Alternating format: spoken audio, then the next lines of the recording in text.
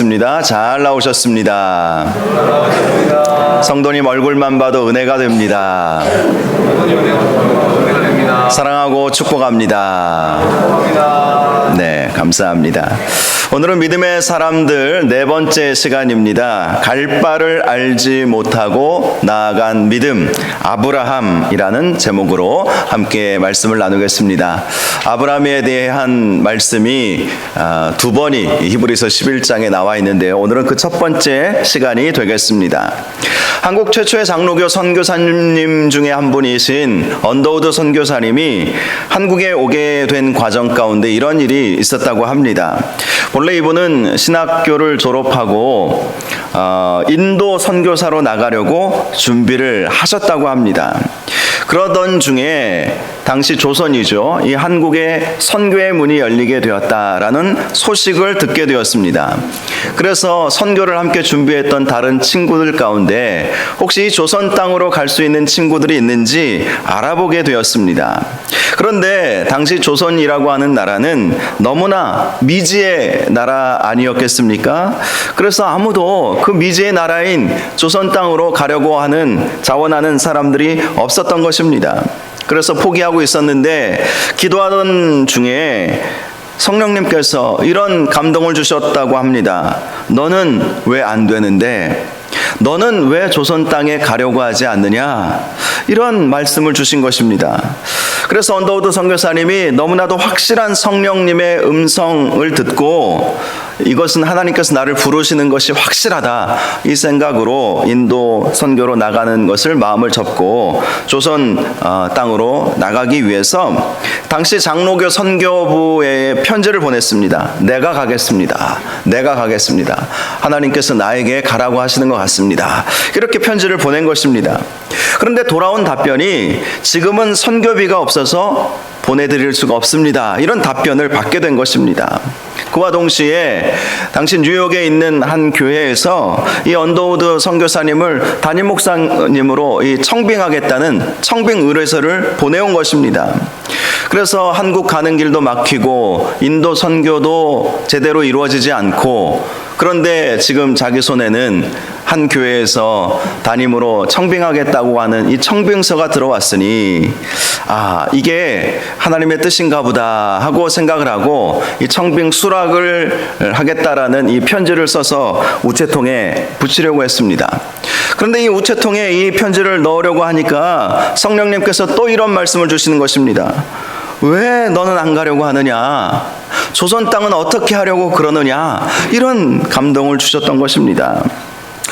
너무 분명한 성령님의 음성이었기 때문에 이 청빙 수락 편지를 결국은 넣지 못하고 대신 선교부에 직접 찾아가서 문의를 해보았다고 합니다. 내가 조선 땅에 가려고 하는데 지금 길이 막혀 있는데 성령님께서는 계속해서 너는 왜 안 가려고 하느냐? 조선 땅에 길이 열렸는데 왜 안 가려고 하느냐? 자꾸 이런 말씀을 주신다고. 그랬더니 선교부 총무님이 하시는 말씀이 참 잘 오셨습니다. 그때 당신에게 편지를 보냈었을 때에는 마침 선교비가 없었는데 어떤 사업을 하시는 분이 조선 선교를 위해서 써달라고 선교비 6,000불을 보내주셨습니다. 이것으로 당신께서 조선 선교를 할 수가 있을 것 같습니다. 이렇게 했다는 것입니다. 그래서 그 선교비를 가지고 조선 땅에 들어올 수 있게 된 것이고 한국 최초의 장로교 선교사로 많은 일들을 감당하게 되었다는 것입니다. 너는 왜 안 되는데? 이 말씀에 순종하게 된 것이죠. 미지의 땅인 조선 땅으로 들어오게 되었던 것입니다. 좀 비슷한 얘기를 얼마 전에 들었어요. 어떤 목사님이 미국에서 한 작은 이민교회에서 본래 알던 교회였나 봐요. 후임 목사님을 청빙을 하려고 하는데 한국에서 목회를 잘 하시는 그런 분이 계시면 추천을 좀 해달라고 부탁을 받았다고 합니다. 그래서 이분 저분 알아보고 추천도 했는데 이게 실제로 제대로 이루어지지 못했던 거예요. 아시겠지만 지금 미국 이민교회는 코로나로 인해서 많은 어려움을 겪고 있다고 해요. 그러니 이게 몇 년 전 얘기가 아니고 최근 얘기거든요. 많은 어려움을 겪고 있지 않습니까? 제 친구 목사님들도 한 번씩 연락을 해보면 지금도 현장 예배를 드리지 못하고 있다고 합니다. 하루에 8만 명이 넘게 확진자들이 생겨나고 있으니까 현장 예배를 드리기가 어려운 것이죠. 이런 상황 속에서 선뜻 내가 그 작은 미국 이민교회로 가겠습니다, 이렇게 말하는 목사님들이 안 계신 거예요. 해볼 만한데도 그런 분들이 나타나지 않은 것이고, 또 그런 분들이 있을까 해서 추천을 해도 이게 교회하고 잘 맞지 않았던 것이죠. 그래서 그냥 포기하고 말았는데 어느 날 기도하던 도중에 성령님께서 이렇게 감동을 주시더래요. 너는 왜 안 되는데, 너는 왜 안 되는데, 이 목사님에게 그렇게 말씀을 하시더래요. 이 목사님은 사실 전혀 마음이 없었거든요. 왜냐하면 30대 후반에 지금 섬기고 있는 교회 부임에 와서 21년 동안 섬기고 있었고, 교회도 굉장히 성장을 많이 했습니다. 아주 멋지게 건축도 하고, 또 교계와 교단 안에서도 나름대로 존경받고 인정받고 지금 한참 쓰임받고 있는데, 50대 후반이 되어가지고 한참 쓰임받고 있는데 하나님께서 말씀하시는 거예요. 너는 왜 안 되는데, 너는 왜 안 되는데. 그 성령님의 말씀이 너무 진하게 감동으로 다가오고 좀 괴로웠다고 해요. 그래서 결국 그 음성에 순종하기로 결정하고 당회에 말씀드리고 또 교회에 말씀드리고 지난주에 이임 예배 거쳐서 미국으로 들어간다라는 그 얘기를 들었습니다. 이 언더우드 선교사님이나 이 목사님의 공통점이 무엇이겠습니까? 너는 왜 안 되는데, 너는 왜 안 되는데. 언더우드 선교사님도 얼마든지 뉴욕에 자리 잡힌 교회에 청빙받아서 마음껏 편하게 사역하실 수 있었지만 너는 왜 안 되는데 그 말씀 때문에 순종한 것 아니겠습니까?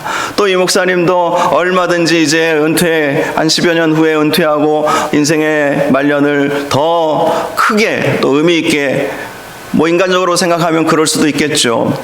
그런데 너는 왜 안 되는데, 너는 왜 안 되는데, 그 말씀 때문에 작은 이민교회로 가게 되었다는 것입니다. 사실 쉬운 결정은 아니지만 성령께서 강하게 말씀하셨다면 그 성령님의 음성에 순종해야 하는 것이 목회자들의 모습이고 선교사님들의 모습이고, 또 목회자나 선교사뿐만 아니라 저와 여러분의 모습이 되어야 하지 않겠습니까? 하나님께서 말씀하셨다면 그 말씀에 순종하는 것이 하나님의 기쁨이 되는 것이고, 결국은 하나님께서 그 순종을 기뻐하시고 더 놀라운 은혜와 축복으로 함께 주실 것입니다. 오늘 아브라함이 바로 그런 것이죠.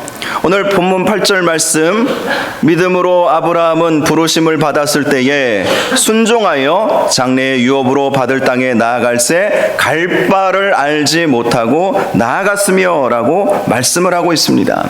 갈 바를 알지 못하고 나아간 것입니다. 아브라함이 부르심을 받아서 순종하며 나아갔지만 이 갈 바를 알지 못하고 나아갔다는 것은 그의 마음 가운데 여러 가지 고민과 갈등, 이런 것들이 있었다라는 것을 보여주는 말씀인 것입니다. 갈 바를 알지 못하고, 여러분 갈 바를 알지 못하고 길을 떠나본 적이 있으십니까? 혹시 뭐 어디 등산이나 어떤 길을 가다가 길을 잃어버린 적이 있으십니까? 저도 한 번은 그런 적이 있었어요. 등산을 가서 이렇게 쭉 산을 올라가서 이 옆길로 이렇게 헤맸는데, 물론 다른 분들하고, 혼자서는 제가 잘 안 가니까요. 다른 분들하고 가는데 길이 안 나오는 거예요. 길은 더 험해지고 더 깊은 골짜기로 들어가는 것 같고 참 어렵더라고요. 근데 요즘 시대가 참 좋잖아요. 스마트폰을 딱 켜가지고 내 위치가 어디인지 이게 GPS로 잡히니까, 요 방향으로 좁은 길이지만 쭉 내려가면 길을 만날 수 있겠구나 해서 길을 빠져나온 경험이 있습니다. 여러분, 갈 바를 알지 못하고 나아간다라는 것은 사실은 믿음의 순종이기도 하지만 그만큼 갈등도 있고 두려움도 있었다라는 것을 말씀하는 것이죠. 실제로 아브라함이 갈 바를 알지 못하고 길을 갔지만 그가 온전히 순종했던 것은 아니었습니다. 성경을 보니까 아브라함이 이렇게 하나님께서 아브라함을 부르신 것이 한 번만이 아니었어요. 두 번을 불렀던 것을 볼 수가 있습니다. 창세기 12장 1절 여호와께서 아브라함에게 이르시되 너는 너의 고향과 친척과 아버지의 집을 떠나 내가 내게 보여줄 땅으로 가라. 이 창세기 12장에 나와 있는 이 말씀을 우리는 하나님께서 처음으로 아브라함을 부르신 장면으로 이해하기가 쉽지만 실제는 그렇지 않습니다. 이때 하나님께서 부르신 때는 아브라함이 하란 땅에 있었을 때였어요. 갈대아 우르가 아니라 하란 땅에 있었을 때에 하나님께서 이 아브라함을 부르신 것이죠. 그런데 사도행전 7장 2절에서 3절 말씀 보니까 스데반이 여러 사람들 앞에서 설교하는 내용 가운데 이런 내용이 있습니다. 스데반이 이르되 여러분 부형들이여 들으소서. 우리 조상 아브라함이 하란에 있기 전 메소포다미아에 있을 때에 영광의 하나님이 그에게 보여 이르시되 내 고향과 친척을 떠나 내가 내게 보일 땅으로 가라 하시니. 자, 말씀을 보십시오. 자, 우리 조상 아브라함이 메소포타미아, 여기는 이제 갈대아 우르를 의미한다고 생각할 수가 있겠죠. 메소포타미아에 있을 때에 이 하란에 있기 전 메소포타미아에 있을 때에 영광의 하나님이 나타나셔서 내 고향과 친척을 떠나라라고 말씀을 해 주셨다는 것입니다. 자, 아브라함의 고향은 갈대아 우르였죠. 갈대아 우르에서 살았을 때 하나님께서 먼저 이 스데반의 설교의 내용을 보면 먼저 하나님께서 아브라함을 부르셨다는 것이죠. 그리고 이 하란이 아버지와 함께 이 아브라함이 아버지 데라와 함께 이제 하란 땅으로 가게 된 것입니다. 그런데 어찌된 이 연유인지 하란 땅에서 더 이상 나아가지 못했던 거예요. 갈대아 우르와 하란은요, 이 메소포타미아 문명의 이 갈대아 우르는 남쪽 끝에 있었던 도시고요, 하란은 북쪽 끝에 있는 도시였습니다. 하란을 넘어가야 미지의 땅 가나안 땅으로 가게 되는데 더 이상 그 강을 건너지 못한 것이죠. 유프라테스 강이라고 하는 그 강을 건너가야 미지의 땅인 가나안 땅으로 갈 수 있게 되는데 하란 땅에 머물러 있었던 것입니다. 왜 그렇다면 아브라함이 더 이상 나아가지 못했을까? 몇 가지 이유가 있습니다. 먼저는 함께 여정을 떠났던 아버지 데라 때문이었죠. 창세기 11장 32절 마지막 말씀이에요. 12장 바로 앞절 말씀입니다. 말씀을 보면 데라는 나이가 205세가 되어 하란에서 죽었더라 라는 말씀이 있어요. 자, 실제로 갈대아 우르에서 하란까지의 거리는 약 1000km 정도 되는 굉장히 먼 거리입니다.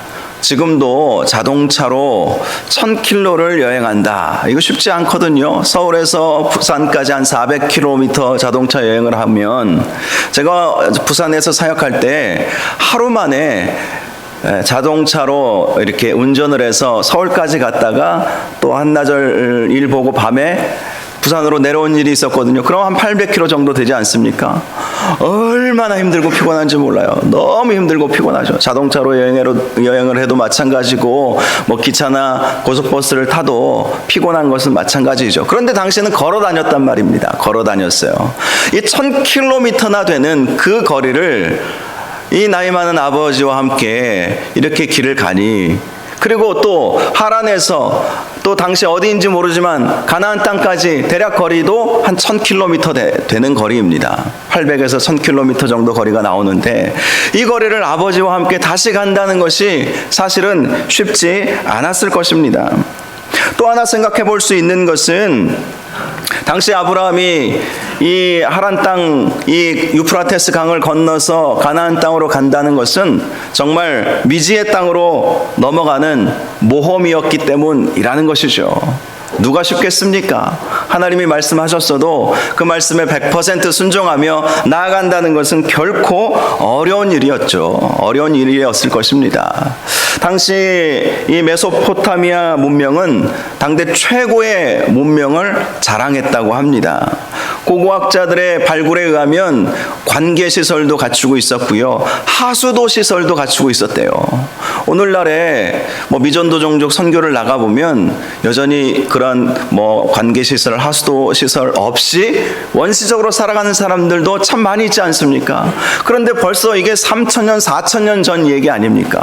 이때 이런 시설들을 갖추고 있었던 거예요. 이 땅이 메소포타미아 문명이라고 하는 것이 아주 수메르 문명, 아주 유명한 문명이죠. 이런 문명, 과학의 발달을 누리고 살았던 그런 문명을 가지고 있었던 것이죠. 그러니 이 갈대아 우르를 떠나서 하란까지는 갔지만 또 하란은 갈대아 우르보다도 더 발전된 이 삶을 살고 있었다고 합니다. 그러니 더 이상 미지의 땅으로 나아간다는 것이 쉽지 않았을 거예요. 인간적인 그러한 마음으로 충분히 이해할 수 있지 않습니까? 아버지도 나이가 많아서 더 이상 길을 떠나기 어렵고 또 더 좋은 환경에 와보니 더 겁이 나는 것이죠. 그래요. 하나님의 말씀에 순종하려고 할 때 항상 이런 일들이 벌어지는 것 같습니다. 정말 결단하고자 했는데 그 결단을 막는 일들, 더 좋은 환경을 접하기도 하고 때로는 안 좋은 환경을 접하기도 하죠. 실제로 아브라함이 이제 결단해서 가나안 땅까지 갔는데 그 가나안 땅에 어떤 일이 일어났다고 말씀하고 있는지 아십니까? 마침 그 땅에 기근이 든 거예요. 기근이. 그러니 믿음으로 순종하고 나아갔는데 더 안 좋은 일들이 벌어지는 것. 그래서 아브라함이 애굽으로 내려가 버리지 않았습니까? 그런 일들이 벌어진다는 것입니다. 갈 바를 알지 못하고 나아간다는 것은 결코 쉬운 일이 아닙니다. 그런데 하나님이 창세기 12장 말씀을 보면 하란 땅에 머무르고 주저하고 있었던 아브라함에게 다시 나타나서 말씀해 주시는 것이죠. 내 고향과 친척과 아버지의 집을 떠나 내가 내게 보여줄 땅으로 가라. 다시 한번 결단을 촉구하신 것입니다. 내 고향을 떠나라. 또 내 친척도 떠나라. 내 고향은 갈대아 우르를 말하는 것이고 제2의 고향인 또 이 하란을 말하는 것이죠. 또 친척을 떠나라. 당시 아브라함만 이렇게 아버지 데라와 조카 롯과 아내 사라와 하란에 와 있는 것이 아니었습니다. 처음에는 이 네 식구만 하란 땅으로 왔지만 나중에 창세기의 기록을 보면 데라의 다른 한 아들이 있었죠. 하란이라고 하는 아들은 이제 죽게 돼서 그가 낳은 롯을 이제 함께 일행으로 이렇게 데리고 나오게 된 것이고 또 하나의 아들이 있었죠. 나홀이라고 하는 아들이 있었죠. 나홀이라고 하는 이 아들도 창세기 기록을 보니까 이미 건너와서 하란 땅에 살고 있는 것을 볼 수가 있어요. 그러니 아브라함 입장에서는 동생인지 형인지는 확실하지 않지만 자기 형제가 함께 또 자기 가족들 데리고 와서 살고 있으니 얼마나 마음이 편하겠습니까? 삼촌이 되겠네요. 자, 이런 상황 속에서 길을 떠난다는 것이 쉬운 일이 아니었어요. 그런데 하나님이 말씀하시는 것이죠. 네 고향과 너의 친척을 떠나야 한다. 그리고 하시는 말씀이 아버지의 집도 떠나라. 이렇게 말씀을 하고 계십니다. 사도행전의 기록, 스데반 설교의 기록에 따르면 내 고향과 친척을 떠나라. 이렇게 말씀하고 있는데 창세기의 기록은 하나가 더 추가가 된 것입니다. 내 고향과 친척과 아버지의 집을 떠나라. 이렇게 아버지의 집을 더 특별히 언급하고 있는 것을 볼 수가 있습니다. 자, 그렇다면 이런 질문이 나와요. 당시 하나님께서 아브라함에게 하란을 떠나라고 하셨을 때에 아버지 데라가 살아 있었을까요? 아니면 죽은 이후였을까요? 성경의 기록을 보니까 창세기 11장 32절 아버지 데라가 205세가 되어 하란에서 죽었다 이렇게 기록하고 있지 않습니까? 그리고 바로 이어서 창세기 12장 1절에 너의 고향과 친척과 아버지의 집을 떠나라 이렇게 말씀하고 있기 때문에 순서상 아버지 데라가 죽은 이후에 하란에서 하나님께서 아브라함을 부르신 것으로 그렇게 이해를 할 수가 있죠. 그런데 성경의 기록을 가만히 보면 두 가지 가지 가능성이 있습니다. 먼저 데라가 살아 있었다라고 주장하는 학자들도 있고요. 그럴 가능성이 있어요. 그 근거를 어떻게 설명할 수 있겠습니까? 창세기 12장 4절 말씀을 보면 아브라함이 하란을 떠날 때에 그의 나이가 75세였다고 말씀하고 있지요. 그리고 창세기 11장 26절 말씀을 보면 데라가 아브라함과 나홀과 하란을 낳았을 때의 나이가 70세였다고 말씀을 하고 있습니다. 그리고 11장 32절 말씀을 보면 데라가 하란에서 205세에 죽었다고 기록하고 있죠. 자, 이 연대를 자세히 한번 계산해 보시면 아브라함이 하란을 떠날 때의 나이가 145세였다는 것을 볼 수가 있죠. 아브라함이 하란을 떠날 때 데라의 나이가 145세라는 것을 확인을 해볼 수가 있습니다. 그러므로 이 말씀 이렇게 해석을 해보면 창세기 12장에서 아버지의 집을 떠나라고 하시는 그 말씀이 아주 생동감 있게 다가오게 되죠. 아버지가 살아있었다라는 것이죠. 아버지가 205세에 죽었다는 것은 그 후에 데라의 족보에서 말하고 있는 데라를 언급하고 있기 때문에 데라의 죽음을 말했을 뿐이지 실제로는 아버지 데라가 살아있었다. 그래서 아버지의 집을 떠나라라고 하신 그 말씀이 아주 생동감 있게 다가오는 것이죠. 아버지의 영향력을 떠나라. 그런 말씀이었다라는 것입니다. 그런데 문제가 하나 생겨요. 이렇게 해석을 하면 성경의 연대 기록을 보면 그게 딱 떨어지지만 문제가 하나 생기는데요. 그것은 사도행전 7장 4절 말씀 스데반의 설교 가운데 이런 내용이 있다는 것입니다. 아브라함이 갈대아 사람의 땅을 떠나 하란에 거하다가 그의 아버지가 죽음에 이렇게 말씀을 하고 있는 거예요. 스데반의 설교 내용 가운데 보면 아버지가 죽은 이후에 아브라함이 하란 땅을 떠났다라고 그렇게 기록을 하고 있다는 것입니다.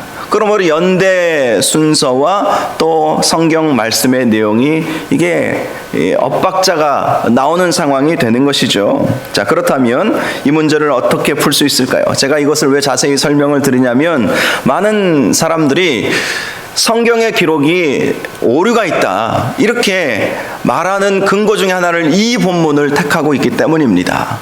연대를 계산해 봐라. 데라가 70세에 아브라함을 낳았는데 아브라함은 75세에 이 하란 땅을 떠났다면 더하면 145세 아니겠습니까? 145세.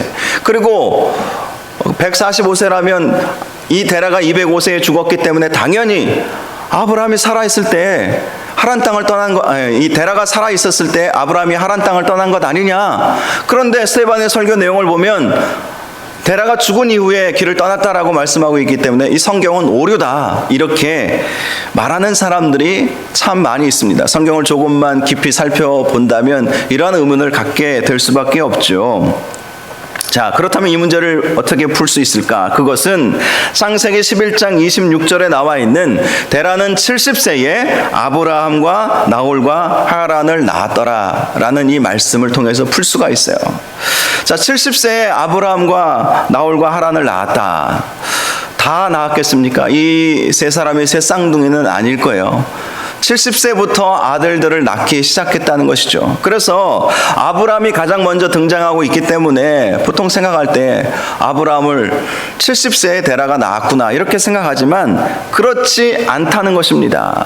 왜냐하면 성경의 기록은 아브라함을 중심으로 메시아가 태어날 이 아브라함의 족보, 이스라엘 민족의 태동 과정 이것을 우리에게 보여주고자 하기 때문에 가장 먼저 아브라함을 언급한 것이지 아브라함이 장남이 아닐 수 있다라는 것이죠. 그러면 사실 이 문제가 풀리는 것입니다. 그래서 성경에는 오류가 없어요. 얼마든지 우리가 성경을 성경의 내용으로 우리가 해석할 수 있고 충분히 역사적 배경과 또 여러 가지 사실들을 종합해서 성경에 오류가 없음을 우리는 얼마든지 깨달을 수 있다는 것입니다. 자, 그렇다면 아버지가 돌아가셨는데 왜 하나님은 너의 아버지의 집을 떠나라 라고 말씀을 하셨겠는가 라는 것입니다. 아버지는 돌아가시고 없는데 그 이유는 바로 이러한 이유입니다. 아버지의 집은 아버지의 영향력을 말하는 거예요. 당시 아버지 데라가 어떤 일을 하고 있었는지 아십니까? 아버지 데라는요, 우상신을 만들던 사람이었어요. 참 의외죠. 하나님께서 아브라함을 부르셨을 때 아브라함이 믿음이 좋아서 부르신 것이 아니었다는 것입니다. 아버지를 도와 아브라함도요, 우상을 함께 만들었다고 충분히 우리가 그렇게 짐작할 수 있지 않습니까? 아버지는 우상을 만드는데 아브라함은 하나님을 찾고 하나님을 섬겼다고 보이는 근거의 말씀이 하나도 없는 것이죠. 그래서 하나님이 말씀하시는 거예요. 너는 아버지의 집을 떠나야 한다. 아버지가 섬겼던 우상신을 떠나야 한다. 네가 아버지를 도와서 만들었던 그 우상신들을 버리고 떠나야 한다. 너의 고향과 또 마음의 안정을 주는 친척과 또 아버지가 그렇게 만들고 섬겼던 그 우상을 떠나고 오직 나의 말에 순종하여 길을 떠나야 한다라고 말씀을 해주시는 것입니다. 여러분, 우리가 하나님의 말씀에 순종하여 길을 떠날 때 버려야 할 것들이 있어요. 그것들을 가지고는 순종할 수 없는 것입니다. 버려야 할 것들 있어요. 무엇을 버려야 하겠습니까? 우리의 우상 숭배적인 요소들, 우리가 그동안 살아오면서 돈을 의지하고 내 경험과 지식을 의지하고 친구 관계를 의지하고 이 모든 것들을 의지하면서 우리가 그동안 살아오지 않았습니까? 그런데 하나님은 말씀하시는 거예요. 진정한 순종은 그러한 모든 것들을 다 내려놓고 오직 하나님의 말씀에 순종할 수 있을 때, 그 모든 것들을 내려놓고 하나님께 나아가고 하나님 말씀에 온전히 순종하는 것을 우리 하나님은 원하신다는 것입니다. 그래서 모든 것을 다 떠나라라고 말씀을 하시는 것이죠. 아버지 데라가 우상 숭배했다고 어떻게 단정할 수 있습니까? 라고 물어보시는 분들이 계실지도 모르겠습니다. 여호수아 24장 2절 말씀을 보면 이런 말씀이 있습니다.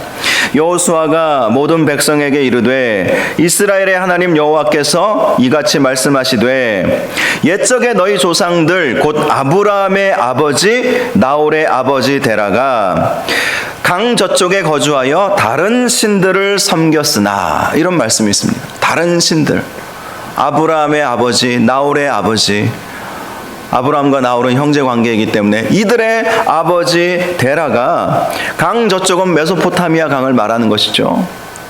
그 강 저쪽에서 다른 신들을 섬겼다. 다른 신들을 섬겼다는 것입니다. 유대 전승에 의하면 아브라함의 아버지 데라는 달신을 섬겼다고 그래요. 달신. 메소포타미아 지역의 우상이 달이었다고 합니다. 달신을 섬겼다고 해요.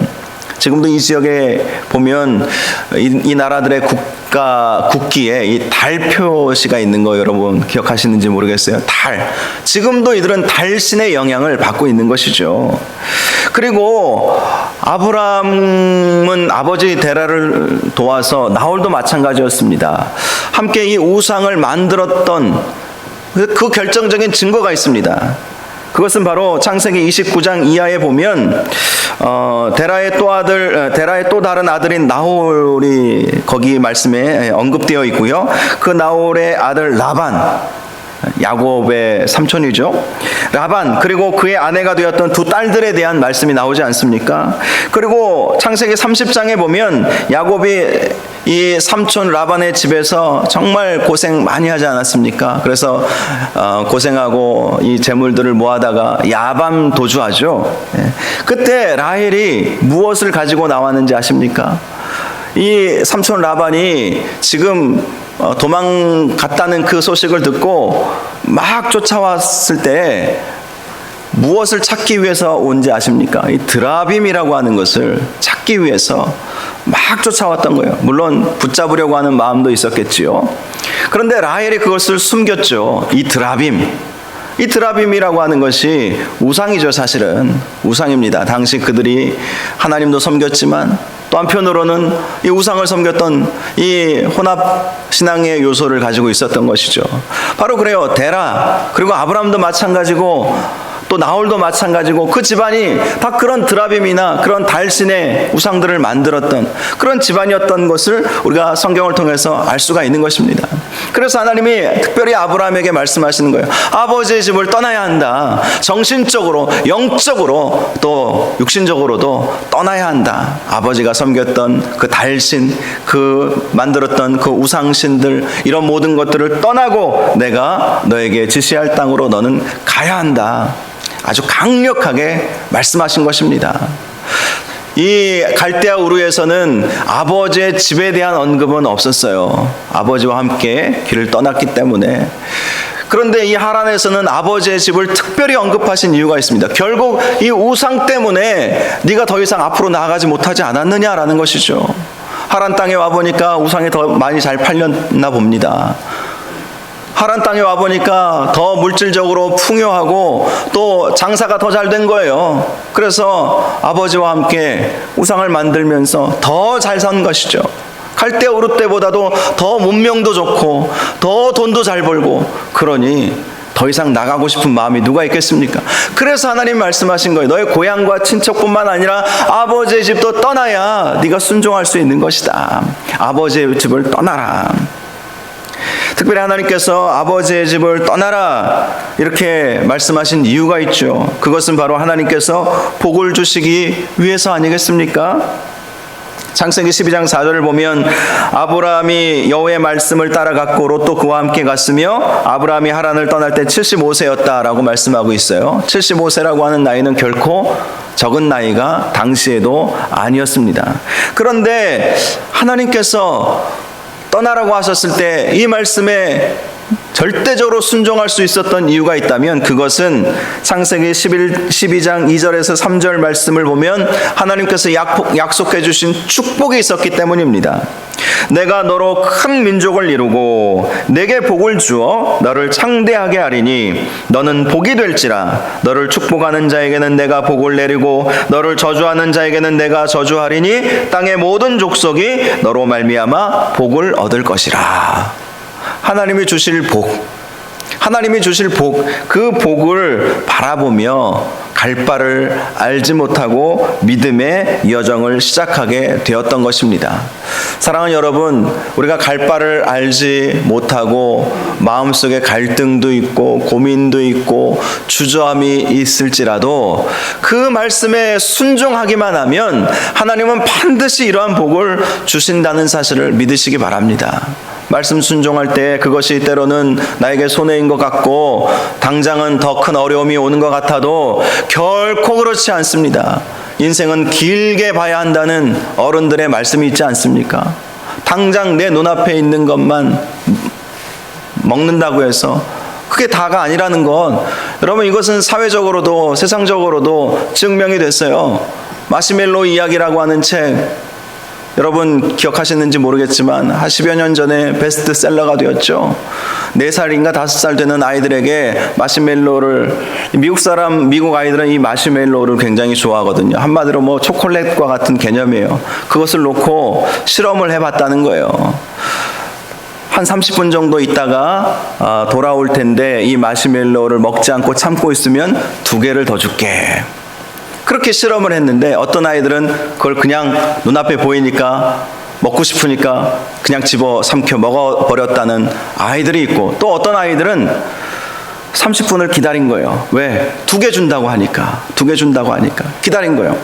나중에 몇십 년 후에 이 그냥 먼저 삼켜버린 아이와 기다렸던 아이들이 어떻게 됐는지 조사를 해보니까 삶의 차이가 완전히 달라졌다는 거예요. 처음 눈앞에 있는 것을 먹어버렸던 아이들은 크게 성공한 아이들이 별로 없었던가 하면 참을 줄 알았던, 더 앞을 내다보고 참을 줄 알았던 그 아이들은 세상에서 인정받고 성공하고 큰 부와 명예를 누리며 살고 있더라. 물론 100% 다 그렇지는 않겠지만 통계적으로 그렇게 보여주고 있습니다. 마시멜로 이야기를 통해서 많은 교훈을 준 것이죠. 당장 내 눈앞에 더 좋은 것이 있다, 이렇게 많은 사람들이 생각하고 내일름 그것을 먹어버리지만 그렇지 않다는 것입니다. 하나님은 말씀하시기를 네가 나의 말에 순종하기만 하면 더 큰 축복, 더 놀라운 축복이 예비되어 있다. 사실 아브라함은 바로 그것을 바라보며 살았던 거예요. 더 큰 축복. 그래서 아브라함이 가나안 땅까지 갔지만 오늘 말씀 가운데 보면 이렇게 말씀하고 있지 않습니까? 믿음으로 아브라함은 부르심을 받았을 때 순종하여 장래의 유업으로 받을 땅에 나아갈새 갈 바를 알지 못하고 나아갔으며. 자, 9절 말씀이 아주 중요한 말씀입니다. 믿음으로 그가 이방의 땅에 있는 것 같이 약속의 땅에 거류하여 동일한 약속으로 함께 받은 이삭과 야곱과 더불어 장막에 거하였다. 장막에 거한 거예요. 가나안 땅까지 왔음에도 불구하고 그는 이방의 땅에 있는 것 같이 약속의 땅은 가나안 땅입니다. 가나안 땅에서 살았지만 그는 거류하였다. 이 거류하였다라는 것은 나그네처럼 살았다는 거예요. 나그네처럼. 어느 한 곳에 집 짓고 성읍을 건설하고 그렇게 살지 않았다는 것입니다. 더 큰 것을 바라본 거예요. 더 큰 것. 하나님께서 약속해 주시고 말씀해 주신 더 큰 것을 바라보았다는 것입니다. 심지어는 이삭과 야곱과 함께 장막에 거했다라고 말씀하고 있어요. 아브라함이 살 동안에는 집 짓고 성읍 짓고 그렇게 여러분 보통 안정을 누리고 싶지 않습니까? 누가 장막 생활만 오래 하고 싶겠습니까? 아브라함이 돈이 없어서 그런 것이 아니에요. 성경의 내용을 보니까 그에게는 318명의 군사들도 조직되어 있었다고 해요. 아브라함이 나중에는 막대한 부를 얻게 되었습니다. 하나님께서 축복하여 주셔서. 그리고 군사도 기르고 있었다는 거예요. 그리고 창세기 14장 말씀을 보니까 조카 롯이 소돔과 고모라에 살 때 이 당시 주변 왕들이 막 전쟁을 하지 않았습니까? 그때 엘람 왕, 고임 왕, 시날 왕, 알라살 왕에 의해서 이 조카 롯이 사로잡혀 간 일이 있었습니다. 그때 아브라함이 자신이 키우고 길렀던 훈련시켰던 이 군인들을 데리고 그 네 왕과 싸워서 이기잖아요. 그만큼 아브라함은 힘이 있었던 거예요.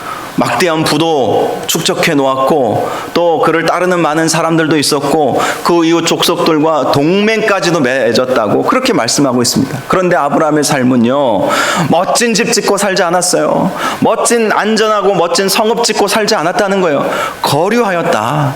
그저 장막 치고 하나님이 가라고 하면 가고 멈추라고 하면 멈추고. 이스라엘 백성이 40년간 광야에서 구름이 떠오르면 움직이고 구름이 멈추면 거기서 멈추고 40년간 살았던 것처럼 아브라함도 그렇게 살았다고 말씀하고 있어요. 어느 한 곳에 안정을 누리고 싶은 마음이 누가 없겠습니까? 그런데 그는 그럴 수 있는 자격도 되고 그럴 수 있는 힘도 있었지만 그러한 삶을 택하지 않았다는 거예요. 왜 그런지 아십니까? 10절에 이렇게 말씀하고 있어요. 이는 그가 하나님이 계획하시고 지으실 터가 있는 성을 바랐음이라. 약속의 땅에 와 있었지만 이 약속의 땅이 자신의 축복의 최종 목적지가 아니라는 사실을 안 거예요. 하나님께서 계획하시고 지으실 터가 있는 성이 무엇을 말하는 것이겠습니까? 영원하고 또 쇠하지 않는 하나님의 나라 천국을 말하는 것 아니겠습니까? 바로 아브라함이 천국을 바라보며 살았다는 것입니다. 이렇게 되었던 결정적인 계기들이 있죠. 아브라함의 삶 가운데 여러 실수들이 있지 않았습니까? 좀 전에 말씀드린 것처럼 가나안 땅까지 갔는데 가나안 땅에 기근이 들어오니까 그가 애굽으로 내려가 버리지 않았습니까? 애굽으로 내려갔더니 어떤 일이 벌어졌죠? 아내를 바로 왕에게 빼앗길 뻔하지 않았습니까? 하나님께서 은혜 주시지 않았다면 애굽까지 가가지고 그 먼 길 왔는데 아내를 빼앗겨버리는, 아내 없는 참 그런 빼앗겨버리는 그런 삶을 살 수밖에 없었을 거예요. 또 이 아브라함은 이 하나님께서 후사를 약속해 주셨는데 후사가 태어나지 않으니까 어떻게 했습니까? 아내의 몸종이었던 하갈을 통해서 이스마엘을 낳지 않았습니까? 그런데 이스마엘이 이 이삭과 관계가 안 좋았어요. 뭐 질투했겠죠. 그래서 막 이삭을 조롱하고 희롱하고 때리고 그런 일 때문에 마음은 아프지만 하갈과 이스마엘을 쫓아내야 하지 않았습니까? 또 이런 일도 있었어요. 애굽에서 자기 아내를 누이라고 속여서 빼앗길 뻔했는데 창세기 20장인가요? 말씀 보니까 아브라함이 이 아비멜렉이라고 하는 이 왕 앞에서도 자기 아내를 누이 동생이라고, 자기 목숨이 혹시 어떻게 될까봐 그렇게 속이는 장면이 또 나옵니다. 그때도 하나님께서 은혜 주시지 않았다면 그때 아내를 빼앗겨 버렸을 수도 있죠. 이런 실수들이 반복되면서 그의 믿음이 자란 거예요. 내가 정말 하나님의 말씀에 순종하는 것은 이 땅에 나의 목숨 소중하게 생각하는 것, 또 이 땅에서 부와 명예를 누리며 사는 것, 이 땅에서 큰 집 짓고 이 땅에서 호의호식하며 사는 것, 이거 중요한 것이 아니다. 하나님께서 나를 가나안 땅까지 오게 하신 것은 그러한 삶을 살게 하려고 하는 것이 아니라 정말 결정적으로 하나님 나라를 바라보며 살게 하셨구나.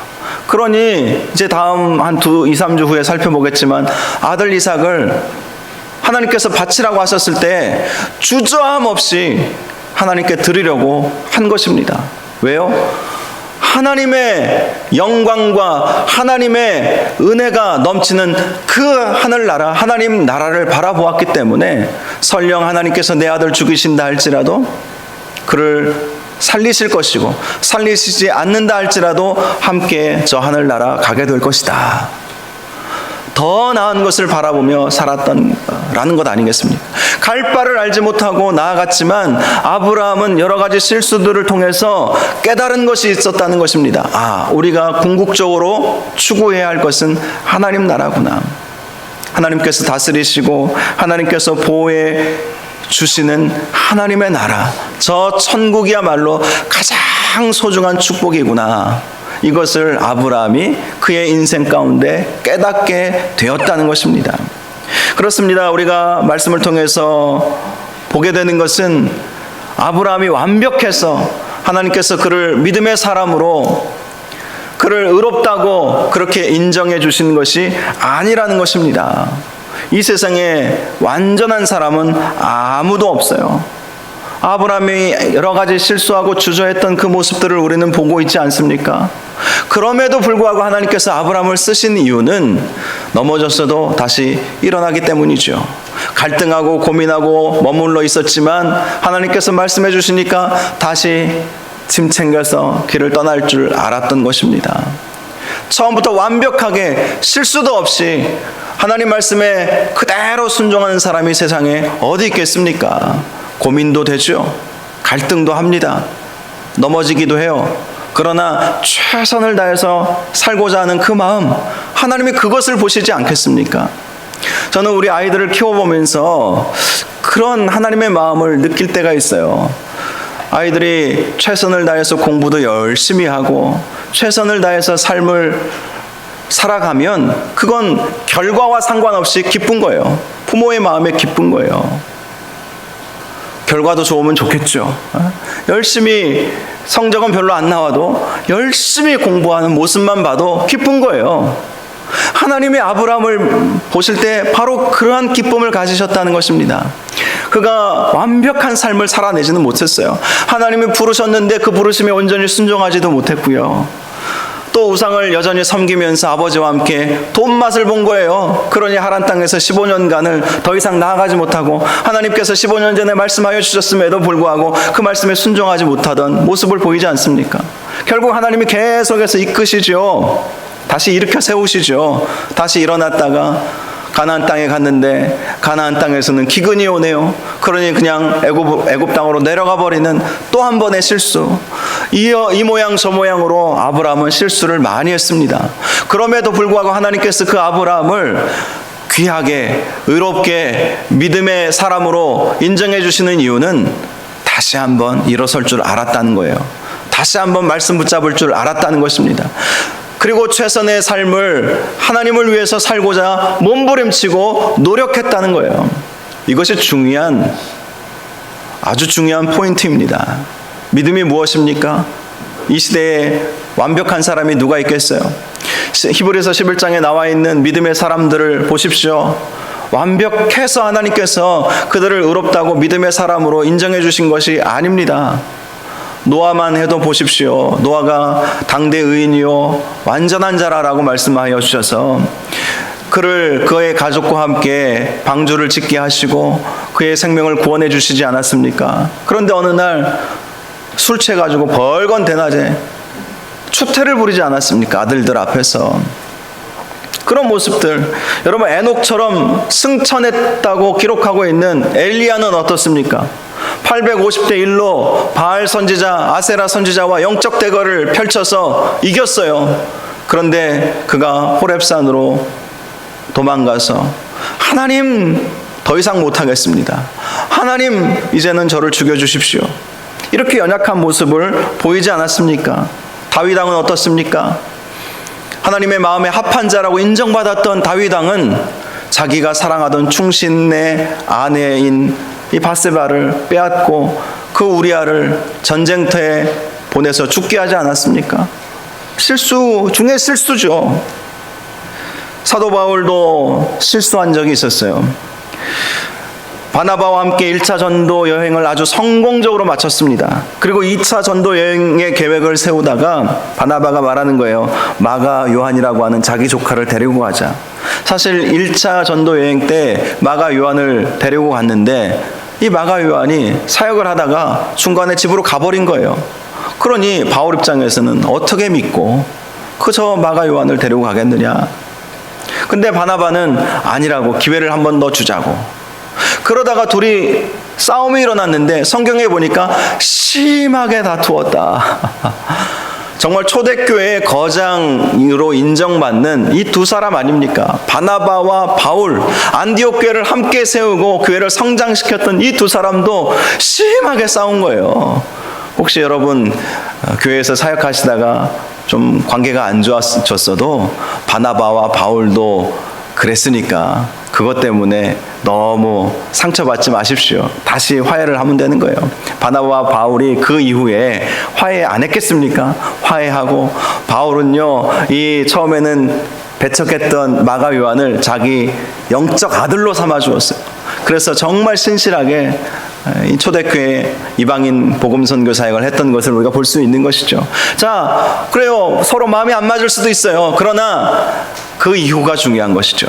서로 얼굴을 붉혔더라도 마음 정리되면 손 내밀고 함께 화합하고 하나 되고, 이런 모습들이 중요하다는 거예요. 하나님이 보시고자 하는 것은 바로 그러한 모습들입니다. 넘어졌다고 아유 그냥 다 넘어져 버려서 그냥 일어나 버리지 않는 것이 아니라 하나님은 그때마다 다시 한번 일으켜 세워주시고자 하지 않습니까? 그때 주님 손 붙잡고 최선을 다해서 믿음으로 살아가는 것, 이 세상에서의 삶뿐만 아니라 하나님 나라 바라보며 최선을 다해서 말씀에 순종하고자 몸부림치고 노력하는 것, 그것을 하나님께서는 원하신다라는 것입니다. 아브라함을 통해서 바로 그것을 발견할 수가 있는 것입니다. 저와 여러분이 아브라함이 가졌던 그 믿음, 갈 바를 알지 못하고 나아갔다. 이것은 대단한 순종을 말하는 말씀이 아닌 거예요. 갈 바를 알지 못하고 갈피를 못 잡고, 이런 단어가 있잖아요. 갈피를 못 잡고 해야 되나 말아야 되나, 나가야 되나 멈춰야 하나, 순종해야 되나 아니면 불순종해야 되나. 그러나 아브라함이 믿음의 조상으로 세워졌던 것은 그럼에도 불구하고 그래도 끝까지 주님 붙잡고 사는 것, 갈등, 고민, 두려움 이런 게 없어서가 아니라 그런 걸 하면서도 그래도 주님 붙잡고 살아나가고 있었기 때문에 하나님께서 아브라함을 너는 나의 의로운 자다, 믿음의 사람이라고 말씀해 주신 것 아닙니까? 사도 바울도 그래요. 완벽한 사람이 아니었어요. 사도 바울이 이런 말씀을 했지 않습니까? 내 마음에 두 가지 법이 있대요. 하나는 죄와 사망의 법, 또 하나는 생명과 성령의 법이 있답니다. 이 두 가지 법이 계속해서 힘들고 막 싸우는 거예요. 그럼에도 불구하고 내 속에 부정적이고 비판적이고 좌절하게 하는 그런 마음들을 어쨌든 억누르고 끝까지 주님 말씀 붙잡고 살아가고자 충성을 다했던 사도 바울 아니겠습니까? 바로 그것을 원하신다라는 것입니다. 저와 여러분도 여러 가지 어려움, 고민, 고난 이런 것들이 있겠지만 주님의 말씀에 끝까지 순종하시고 몸부림치며 나아갈 수 있기를 주님의 이름으로 축원합니다. 그래서 더 나은 하나님의 본향, 하나님의 천국, 하나님의 나라를 소유하시는 은혜와 축복이 있기를 주님의 이름으로 축원합니다. 이 시간 우리 함께 찬양 함께 부르기를 원하는데요. 우리가 2주 전에 3주 전인가요 불렀던 찬양입니다. 나는 믿네라는 찬양 우리 함께 찬양하고 잠시 기도하도록 하겠습니다.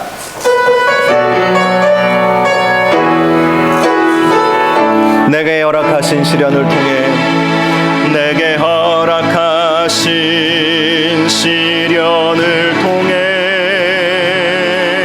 나의 믿음 더욱 강하게 자라나고 험한 산과 골짜기 지나는 동안 주께 더 가까이 나를 이끄시네. 내가 겪는 시험이 어렵고 힘겨워도 내 주님보다 크지 않네. 내 앞에 바다가 갈라지지 않으면 주가 나로 바다 위 걷게 하리. 나는 믿네. 주의 능력으로 내 삶 새롭게 되리. 나는 믿네. 주의 능력으로 담대히 나가리라. 주와 함께 싸워 승리하리라. 날마다 믿음으로 나 살아가리. 다시 한번 내게 허락하신 시련을 통해 내게 허락하신 시련을 통해 나의 믿음 더욱 강하게 자라나고 험한 산과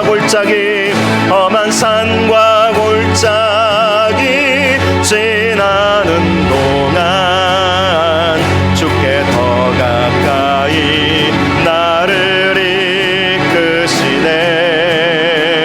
내가 겪는 시험이 어렵고 힘겨워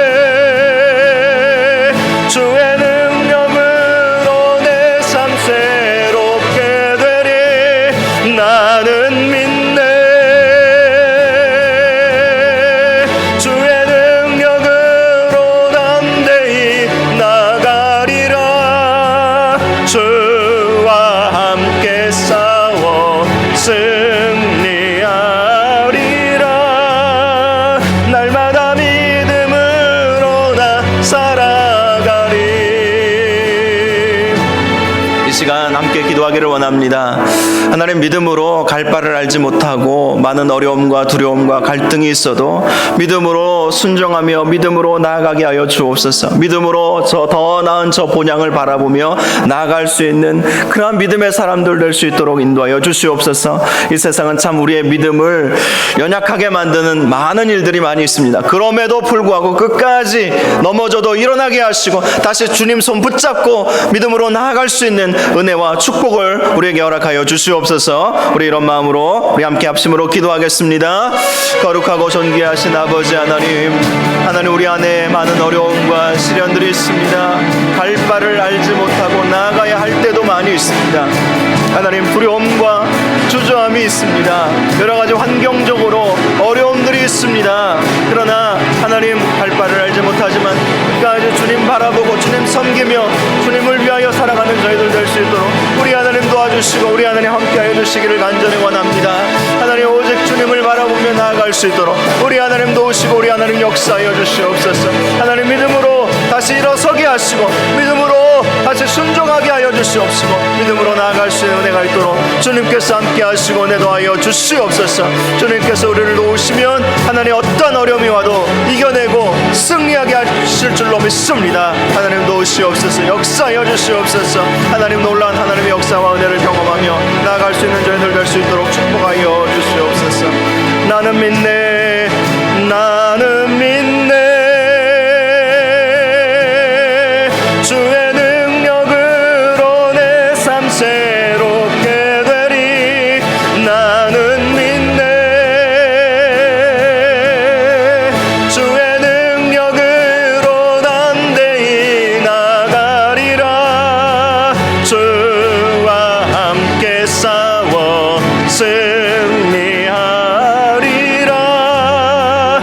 날마다 믿음으로 나 살아가리. 하나님 아버지, 하나님, 참으로 많은 어려움과 시련과 고통과 고민, 또 두려움, 좌절, 절망할 때 참으로 많이 있습니다. 그러나 갈 바를 알지 못하고 나아가는 우리의 삶이지만 하나님, 영원한 하나님 나라 저 천국 바라보면서 다시 한번 결단하고 다시 한번 순종하고 다시 한번 주님 손 붙잡고 나아갈 수 있는 저희 모두가 되게 하여 주시옵소서. 그래서 하나님께서 약속하여 주신 놀라운 은혜와 축복 우리 모두가 다 받으며 하나님께 영광 올려드리는 저희 모두가 될 수 있도록 축복하여 주시옵소서. 예수님의 이름으로 기도하옵나이다. 아멘.